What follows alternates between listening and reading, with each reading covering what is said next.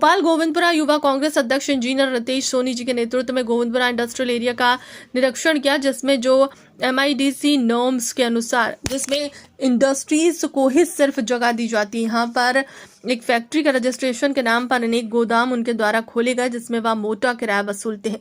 नियम के अनुसार गोदाम करने की परमिशन सिर्फ उनके दर्शाए हुए काम को लेकर ही होती है, परंतु वहां पर उनके द्वारा अनेक दूसरे लोगों को किराए पर गोदाम दे दिए गए, जहां पर फैक्ट्रियां होनी चाहिए थी और एक मोटा पैसा उनसे वसूला जा रहा है। इंडस्ट्रीज की जगह पर गोदाम का एक महाजाल गोविंदपुरा इंडस्ट्रियल एरिया में फैल गया है, जिसके कारण वहां पर नई इंडस्ट्रीज नहीं आ पा रही हैं और जिसके कारण युवाओं को रोजगार नहीं मिल रहा।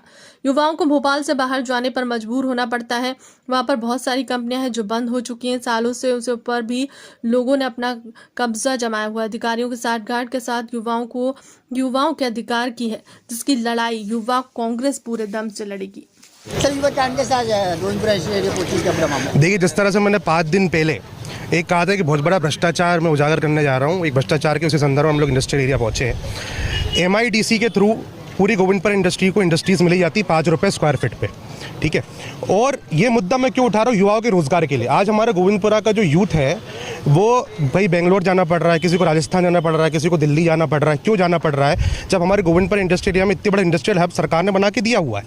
लेकिन तो भी यहाँ पर क्या भ्रष्टाचार हो रहा है कि यहाँ पर एक फैक्ट्री ले ली जाती है, जैसा भी हम आपको दिखाने वाले, एक प्लाट पे फैक्ट्री ले ली जाती है, उस पर वेयर हाउसेस और गोदाम बना के रेंट पे दे दी जाती है। वो कितने रुपए स्क्वायर फीट पे होती है, 5 रुपये स्क्वायर फीट पे फैक्ट्रियों को दे दी जाती है। लेकिन वो लोग अंदर क्या करते हैं, वो एक छोटा सा कॉर्नर में अपना सामान दिखा के और बाकी सारे प्लाट पर पूरे गोदाम बना देते हैं और लाखों रुपए उससे वसूल रहे हैं। उससे हो क्या रहा है, जो बाकी इंडस्ट्रीज यहाँ आना चाहती है वो आ नहीं पा रही, क्योंकि यहाँ पूरे गोदाम ही गोदाम है।